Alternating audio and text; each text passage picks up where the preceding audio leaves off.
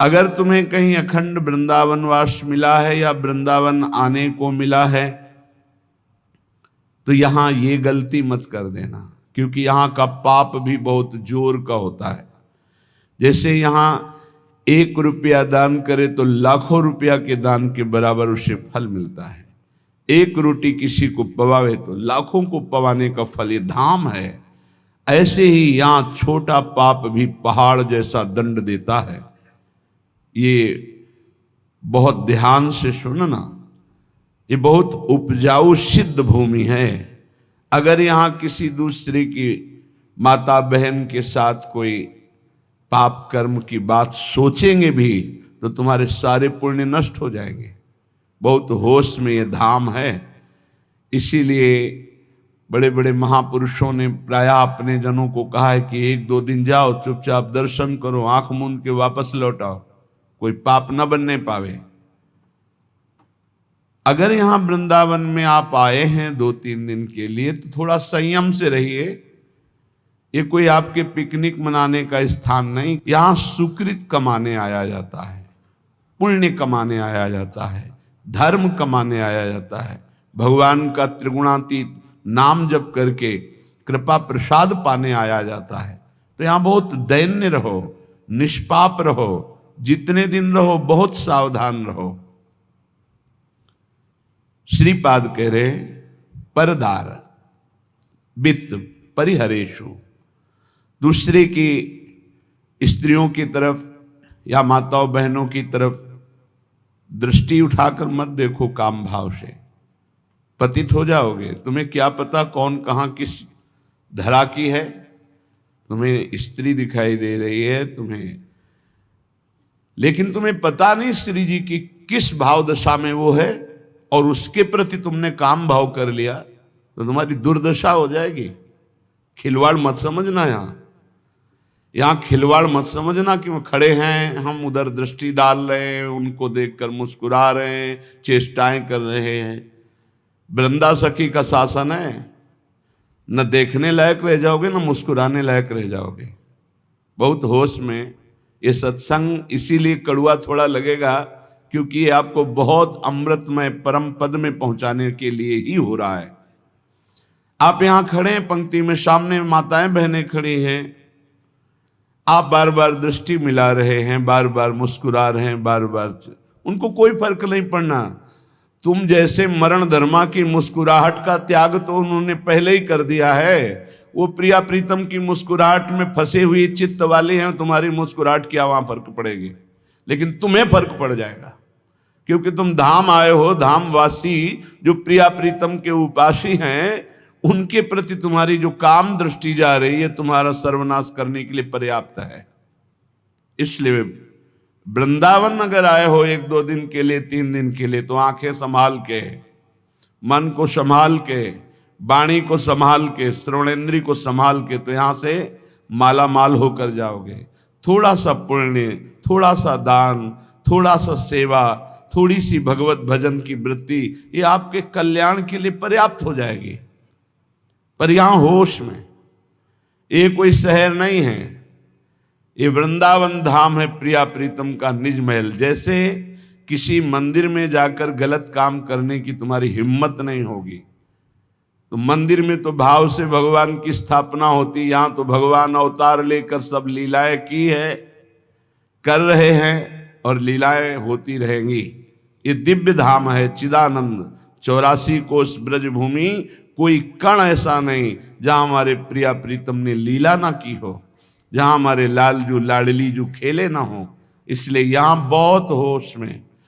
और जो धाम वास करते हैं उनको ये सहनशीलता रखनी है कि तुम्हारे साथ कोई भी बर्ताव हो, तुम धाम मत छोड़ना। महत पापों का नाश हो जाएगा तुम्हारे। वो पदवी मिलेगी जो योगींद्रों मुनिंद्रों के द्वारा वंदित है। संभाव्योपि बिरंचि नारद शिव स्वयं भुवाद्यैर्न यः, जिसकी संभावना भी नहीं इन बड़े महापुरुषों को वो पदवी प्राप्त होगी। राधा सहचरी पदवी, प्रिया सहचरी पदवी प्राप्त कराता है वृंदावन धाम। इसलिए आपको बहुत सहनशील होना पड़ेगा। श्रीपाद कह रहे यदि कोई तुम्हारे साथ ऐसा व्यवहार करता है तो सत्योपदेशे, मैं तुम्हें सत्य उपदेश कर रहा हूं, तुम उसके प्रति गलत व्यवहार मत करना। हे वृंदावनवासी, यदि तुम्हारे प्रति कोई गलत व्यवहार कर रहा है तो तुम उसके प्रति गलत व्यवहार न करना, तो उसका किया हुआ गलत व्यवहार उसके लिए साप से भी अधिक होगा और तुम्हारे लिए वरदान बन जाएगा, क्योंकि तुम्हारे पापों का नाश करके भगवत प्राप्ति में सहायक होगा। इसलिए महाप्रहारिषु, थप्पड़ दो थप्पड़ नहीं, कोई दो चार लाठी भी मार दे, प्रहार भी कर दे, तो मुझे चुपचाप सह लेना। ये बड़े महापुरुषों ने सहा है। पंडित रामकृष्ण बाबा की सीधी खोपड़ी में लाठी मारी, खून खून ऐसे रक्त रंजित हो गए, कुछ नहीं बोले हो। इतने सिद्ध महापुरुष जो बचपन में गोविंद देव के साथ गोली खेलते थे, कंचा गोली बचपन में ठाकुर गोविंद देव जी के साथ खेलते थे, ऐसे सिद्ध महापुरुष को यहीं ऐसा प्रहार किया शांत भाव से। एक बड़े महापुरुष बता रहे थे कि प्रातःकालीन यमुना जी की पावन अवगाहन आचमन करके समीप बैठे हुए थे। इतने में 4 लोग आए, बोले पैसा दे बाबा। कहा मेरे पास तो है नहीं, क्योंकि ऐसा अकिंचन स्वरूप है। मार डंडो मार डंडो, जय राधा वल्लभ लाल, जय राधा वल्लभ लाल, जय राधा वल्लभ लाल। हमने कहा फिर प्रभु उनका तो सर्वनाश हो जाएगा। बोले नहीं, प्रियाजू के पार्षद हैं, आए देखते थे देहाभिमान कितना है, बस उसी का। नहीं नहीं, उनका मंगल नहीं हो सकता। ये सत्योपदेशे महाप्रहारिषु च, ये मैं तुम्हें सत्य उपदेश कर रहा हूं। कोई किसी भी तरह का मंगल तुम्हारा करे, तुम वृंदावनवासी हो तो चुप रहना। यहां के शासनकर्ता देख रहे हैं, तो तुम्हारा मंगल हो जाएगा चुप कर रहने से, और जो कर रहा है अवश्य में भोक्तव्यम कृतम कर्म शुभाशुभम, उसको भोगना पड़ेगा। न हि वृंदावन वासिषु दोषम पश्यन्ति चिदघनेषु धीराः। यदि ऐसा तुम कर गए कि वृंदावन वास करने वाले के दोषों को देखा ही नहीं, देखते हुए भी नहीं देखा, वो हमारे साथ वर्ताव कर रहा है फिर भी हम सह गए, तो बोले चिदघनेषु धीराः, वो धैर्यवान उपासक चिदानंद स्वरूप को प्राप्त हो जाएगा। ये दुर्लभ बात है। हमारे प्रभु देख रहे हैं हमारे साथ, जो विधान होगा अब मेरे प्रभु के द्वारा किया होगा, और जो प्रभु के द्वारा किया हुआ विधान होता है बड़ा मंगलमय होता है। चाहे जितना कड़ुआ हो, वो अंतर में बहुत सुख देता है। तेरा किया मीठा लगे, ये बात उपासक के जीवन में आ जाए तो बस जीत गया संसार। तेरा किया मीठा लगे, हरे नाम पदारथ नानक मांगे। जिसके हृदय में बात बैठ गई कि तेरा किया मीठा लगे, या जोई जोई प्यारो करे, सच्ची मानना जीत गया संसार को। भाई यही पूरे जीवन सीखना है। साधना इसी बात की पूरे जीवन है कि ये हमारे हृदय से आ जाए, मेरी हस्ती मिट जाए, मेरा आपा नष्ट हो जाए, मेरा महत्व नष्ट हो जाए, और ये बात जोई जोई प्यारो करे सोई मोई भावे, तेरा किया मीठा लागे। जीव जीव राखत हो त्यो त्यो रहियत हो हरि। भाई इतना ही केवल पाना है। इतना आ गया तो आप परम सिद्ध समता प्राप्त महापुरुष हो जाएंगे। श्रीपाद कह रहे हैं वृंदा कानम कानने सुभगता न स्तोति यत्वाम सदा, किम तद्देहमपास्य गेह ममताम यन्न त्वयि न्यस्यते, किम तत्पौरसमौरसम च तनयम। बहुत बड़ी निष्ठा। विक्रियन स्थीयते येन त्वय्यथ तत्त्ववित् स खलु को यस्ते तृणम नाश्रयते। भाई मैं बहुत आंतरिक बात कह रहा हूं, यदि समझ पाए श्रीपाद प्रबोधानंद ने। मैं तुम्हारी स्तुति करूंगा यदि तुम ऐसा कर लिए। क्या श्री धाम वृंदावन का आश्रय ले लो।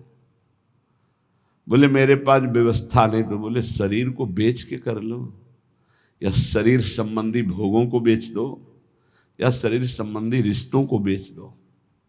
हम उनकी खुल की व्याख्या हरिराम व्यास जी और इनकी नहीं कर सकते, क्योंकि कलिकाल है, उसका अर्थ नहीं समझ सकते। अनर्थ जो यहां कह रहे हैं, किम तत्पौरुषम औरुषम च तनयम, निज प्रकट को किया हुआ पुत्र पुत्री, विक्रियम न स्थीयते।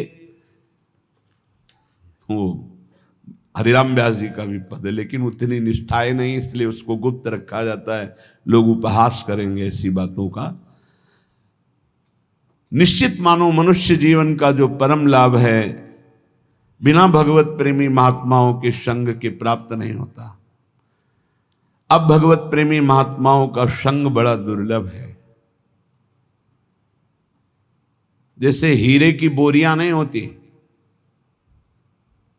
ध्यान रखना, असली हीरे की बोरियां नहीं होती, नकली हीरों की बोरियों की बोरियां उतरती होंगी, असली हीरों की बोरियां नहीं होती कि पूरे बोरे लगे हुए हैं। बोले किसके? बोले हीरों के।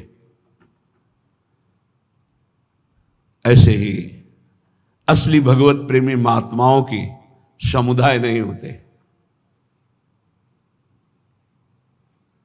बहुत दुर्लभ होता है। जब द्रवई दीन दयालु राघो तो साधु संगति पाइए।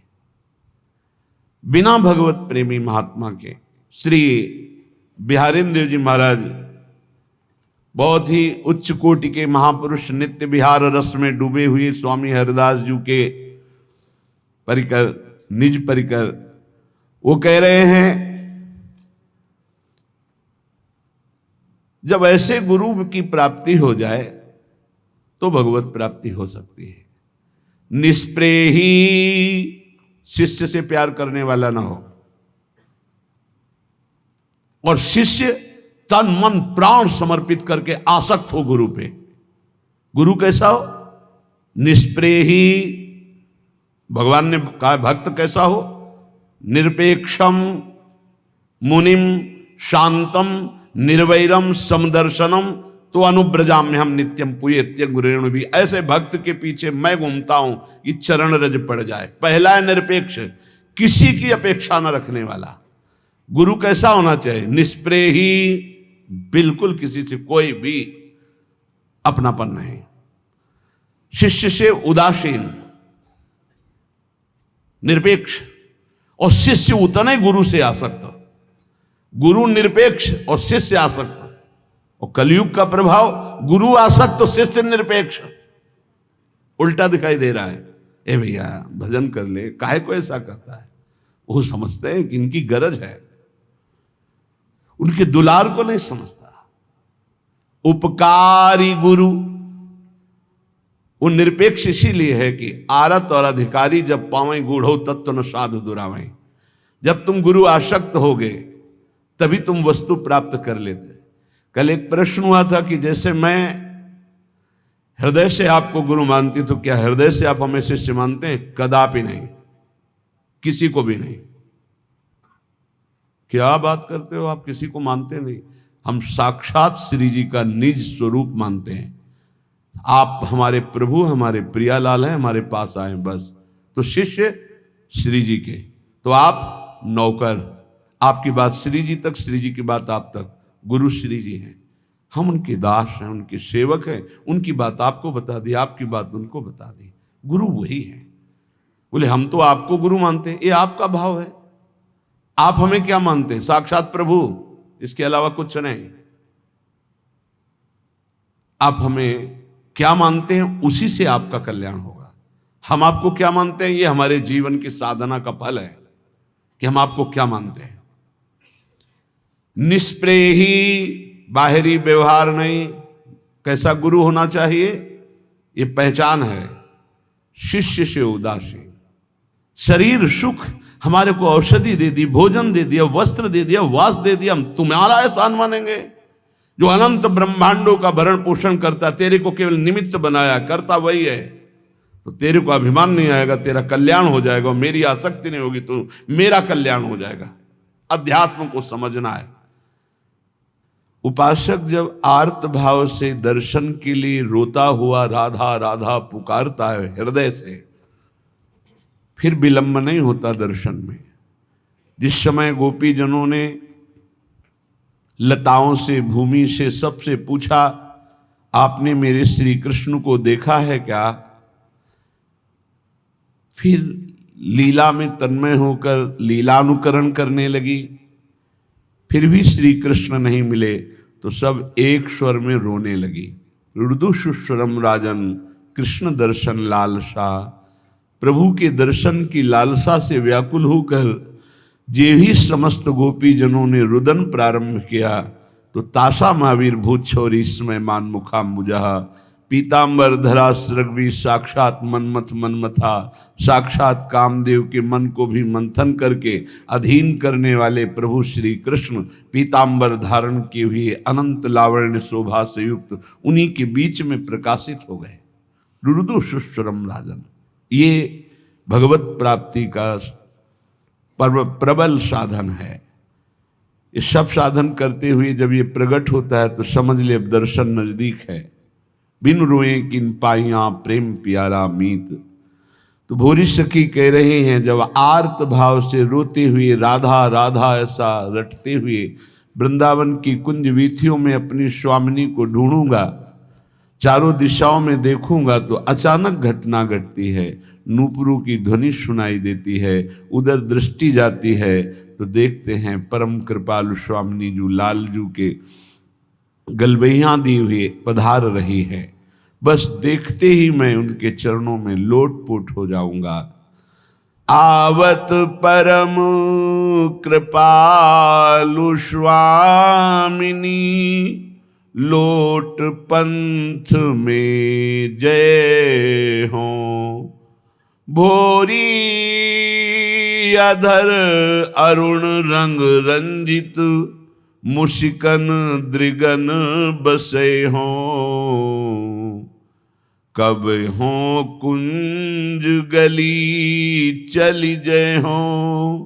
राधा राधा नाम पुकारत, चहुं दिस चकित चिते हो।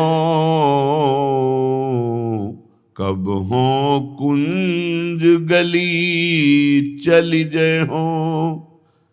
जे ही स्वामिनी जी ने देखा कि भोरी सखी चरणों में लौट रही तो कृपालु लाडली, जिनके अधरों की स्वयं लालिमा तो है ही, ऊपर से सुंदर पान की बीड़ी पाए हुए तो और अधर अरुणिम हैं, उन अधरों से मुस्कुराती हुई श्री स्वामिनी जी और लालजू एक एक हाथ पकड़कर उठा लेते। आहा, कब ऐसा पुनः होगा। बुरी सखी याचना करती, कब ऐसा होगा। उपासक इसी भावना में मगन रहता है। ये भावना तब जागृत होती है, श्रीपाद प्रबोधानंद जी महाराज परदारा वित्त हरिषु, पीछे वर्णन किया कि नश्वर श्रुत धन जायादिषु हरि माया मयेषु न प्रयासम। हे भाई, बहुत जन्म हो गए तुम्हारे, बहुत बार तुमने हर प्रकार के भोगों को भोगा, बहुत प्रकार से तुम्हारे परिवार के लोग तुम्हें प्यार करते थे, लेकिन तुम्हें याद भी नहीं है पीछे के परिवारों का, कोई परवाह भी नहीं उनकी। ऐसे ही इस परिवार की भी कोई परवाह नहीं होगी, तुम्हें याद भी नहीं आएगी जब शरीर छूट जाएगा। फिर तुम्हें नया जन्म मिलेगा, पता नहीं किस योनि में मिलेगा। इसलिए हे भाई, नश्वर श्रुत धन जायादिषु हरि माया मयेषु न प्रयासम। ये हरि की माया का ऐसा प्रभाव है कि पूरा का पूरा जीवन भजन ना होने पावे, सतमार्ग में ना चल पावे, अध्यात्म स्थिति ना आवे, ऐसी माया रचना रचती रहती है, ऐसी समस्याएं प्रकट करती रहती है। भाई, मेरे इतने काम हैं, इतनी समस्याएं, मैं कब भजन करूं। वो भजन से विमुख होकर पुत्र पत्नी पुत्री धन मकान नाना प्रकार के व्यापार व्यवहार में फंसकर पूरा जीवन व्यर्थ कर देता है। कुरु पुरुषार्थ श्रोमणि माचन वृंदावने स्वयं पतितम। एक पुरुषार्थ कर लो, कभी कभी समय निकाल कर वृंदावन में आओ, यहां बैठकर सत्संग सुनो, बिहारी जी के दर्शन करो, राधा वल्लभ जी के दर्शन करो, यमुना के पावन पुलिन में बैठकर नाम कीर्तन करो, पद गायन करो, वृंदावन की परिक्रमा करो, तुम्हारा परम मंगल हो जाएगा, ये जीवन सार्थक हो जाएगा। जीवन का परम लाभ है श्री लाडली जी की ठसक में आ जाना। हम बेपरवाह बिहारिन के, प्रियाजू के बल पे हम बेपरवाह होकर बोलते हैं, प्रियाजू के बल पर बेपरवाह होकर पांव पसार के सोते हैं। जिस समय जब जो जहां जैसे वो सब अपने आप। श्री राधा किंकरी नाम लुठत चरणयो रद्भुता सिद्धि कोटि। श्री हरिदास के गर्व भरे अमनैक अनन्यन हारन के, हम बेपरवाह बिहारिन के। बिहारिनी जी के बल पर हम बेपरवाह हैं। ललिता जी के स्वरूप श्री हरिदास जी के गर्व में हम भरे रहते हैं। हम अनन्य हैं अपनी स्वामिनी जी के। महामधुर रस पान करें अवसान खता से लहारन के, दियो नहीं ले ते मांगे क्यों। अरे हम देने पर भी ले लेते तो मांगेंगे क्यों। हम बरने गुण कौन तिहार इनके, प्रियाजू के सिवा हम किसी की जय नहीं बोल सकते। ये ठसक है वृंदावन वासियों की। कुछ भी जय बोलेंगे तो बोलेंगे जय जय श्री राधे, बोलना ही है। हम बिहारिन जू के बल पर सबसे बेपरवाह हैं। जो यहां कह रहे हैं कि दियो नहीं ले तो फिर मांगेंगे क्यों।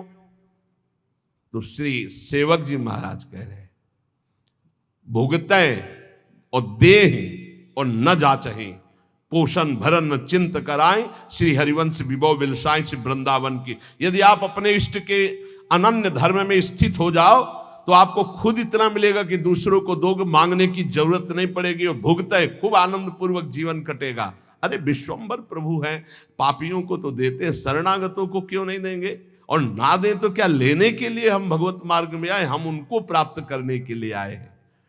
किए रायण बिहारी सो, अरे हम प्रियाजू के बल पर बिहारी जी को भी, हम श्यामाजू के बल अभिमानी टेढ़े रहे मोहन रसिया सो, तो बोले किए रायण बिहारी सो हूं।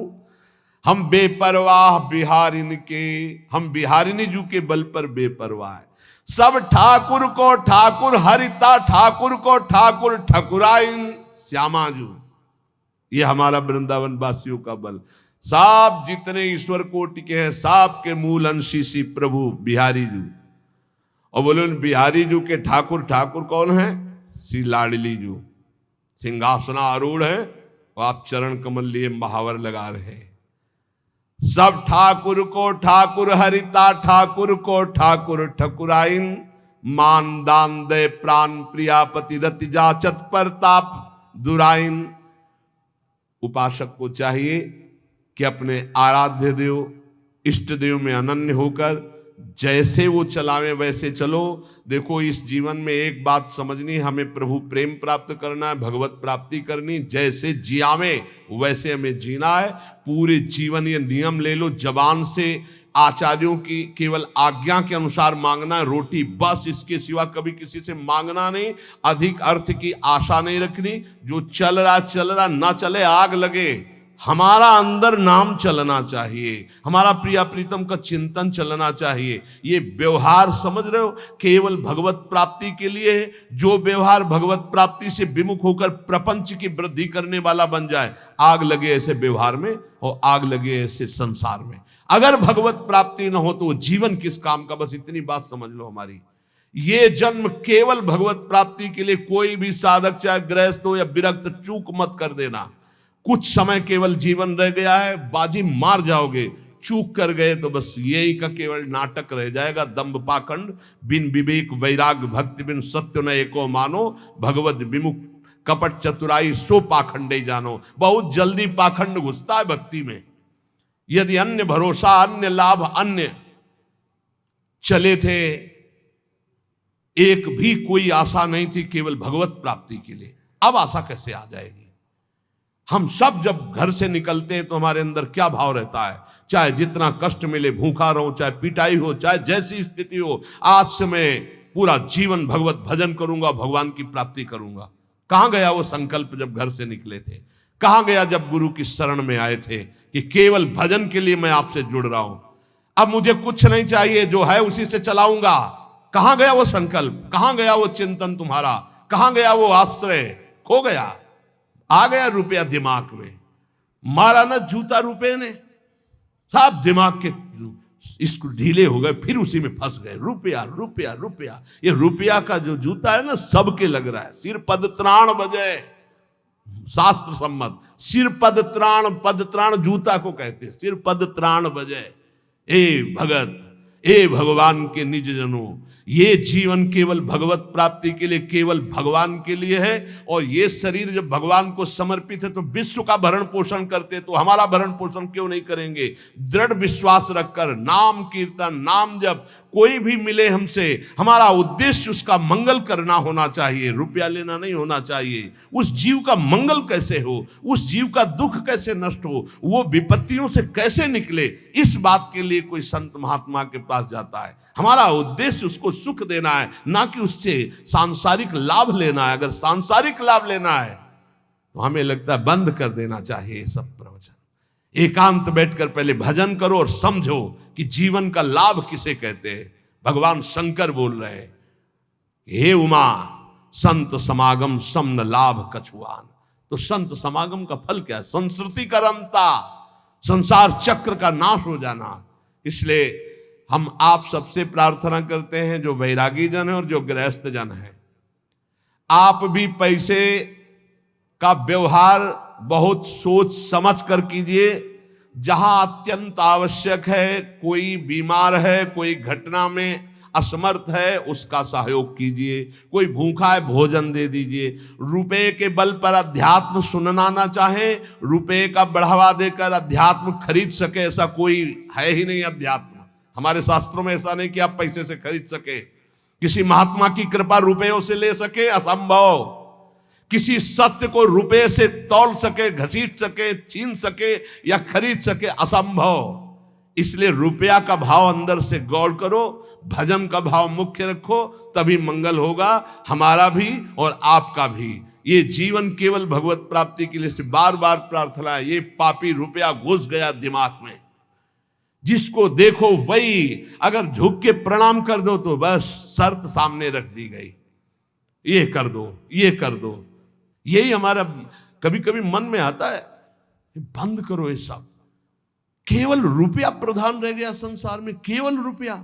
अरे साधु महात्मा फल फूल जंगल के खा करके और फिर शास्त्रों का ऐसे ज्ञान बांटते थे। आज हम उन्हीं के वंशज हैं, आज हम उन्हीं ऋषियों की परंपरा में हैं। केवल रुपया, ये आप अपना बढ़ावा भी न दें ऐसे असत भाव का, और साधु भगवत मार्ग के पथिक केवल भगवत आश्रय रखें। मान लो आज जो सुन रहे हो, कल सुनाने की हिम्मत नहीं होगी, और आपके सुनने की हिम्मत। ऐसे ही कल आएगा ये सब शास्त्र लिखे रखे रहेंगे नहीं, और इनके सुनने से तुम्हारे हृदय के विकार नष्ट हो जाएंगे, इसलिए तुम सुनना नहीं चाहोगे। कल ऐसा समय आएगा कि शास्त्र सम्मत बात तुम अब कौन सुनना चाहता है, कितने सुनना चाहते हैं? ये कितने लोग बैठे हैं? कितना है? 140 करोड़ भारत में, 140 करोड़। सब छोड़ो, 1 लाख संख्या में अगर बैठे हो ना, तो या 1 लाख भी सुनना नहीं चाहते। क्या है योग्यता समाज की रह गई? समाज की योग्यता क्या? जिन्होंने प्राणों की आहुति दे दी धर्म पर, नाम पर, भगवान पर, उनको सुनने वाले कितने हैं? और जो नाच पेखना करके उनके देखने वाले कितने हैं? कल ऐसी योग्यता आ जाएगी कि ये जो शास्त्र है, न बोला जा सकता है और न सुना जा सकता है। इसीलिए बहुत दुर्लभ है भगवत प्राप्ति। हम इसीलिए चिल्ला के कहते हैं सुलभ है भगवत प्राप्ति, क्योंकि केवल सुलझना है। भगवान किसी से खरीदे नहीं जा सकते, ना साधना से, ना पैसे से, केवल भाव से। अगर रो दो तो भगवान तुम्हारे हृदय में ही प्रकाशित हो जाएंगे। बिन रोए किन पाइयां, लेकिन धनाभिमानी देहाभिमानी आंसू आएगा क्या? नाटक हो सकता है। आर्त भाव से द्रौपदी जी को जब तक किसी अन्य का भरोसा रहा तब तक रोना नहीं आया, भरोसे का बल। और जिस समय देखा सब भरोसा टूट गया, हा गोविंद, गोविंद यही वस्त्र बन के बैठ गए। गोविंद को किसी साधना से नहीं खरीदा जा सकता, किसी अर्थ से नहीं खरीदा जा सकता। इसलिए दैन्य बनो और प्रभु के सामने रो कि ये जीवन हमारा व्यर्थ न जाए, भगवत प्राप्ति हो जाए। खूब नाम जप करो। थोड़ी कड़वी बातें जरूर लग रही हैं, लेकिन ये बहुत सुदर्शन चूर्ण है। आयुर्वेदिक औषधि में एक सुदर्शन चूर्ण बड़ा कड़वा लगता है। तो ये थोड़ी थोड़ी बातें थोड़ी कड़वी लगती होंगी और औरों को भी लगेंगी, लेकिन सच्ची कह रहे हैं, सुदर्शन चूर्ण है। अगर खा लिए तो दर्शन ठीक हो जाएगा आपका, सुंदर दर्शन होने लगेगा, सब में भगवान नजर आने लगेंगे। निरंतर नाम जप करो, चाहे जितना बैंक बैलेंस हो यहीं धर करके मर जाओगे, तुम्हारे साथ नहीं जाएगा। उतने रोटी खाओगे जितनी एक गरीब को खाने को मिले। गरीब को अच्छा खाने को मिलता है क्या? नमक और 10 रोटी तो खा जाता है, तुम 2 रोटी भी नहीं पचा सकते, तुम्हारा लीवर खराब हो गया। आप सोचो, रुपया क्या करोगे? बैंक में जमा, उसको खाओगे तो नहीं ना। खाने वाली चीज में तो शासन लग गया डॉक्टर का। अब जीना किस काम का? न खाने के लिए न भोगने के लिए रह गए, केवल चिंतन फंस गया विषयों में। मरो, अब अगला जन्म फिर व्यर्थ जाएगा। इसलिए राधा राधा राधा, जो मिले रूखा सूखा खाओ पियो, खूब भजन करो और इसी जन्म में भगवत प्राप्ति करो। किसी को किसी भी तरह का नीचा दिखाना या बुरा कहना या कड़ुआ कहना हमारा उद्देश्य नहीं। हमारा उद्देश्य महापुरुषों के वचनों को समझ करके अपने मन को डांटो, इंद्रियों को डांटो, अपनी आदतों का सुधार करो और भगवत प्राप्ति करो। श्री राधा वल्लभ लाल की।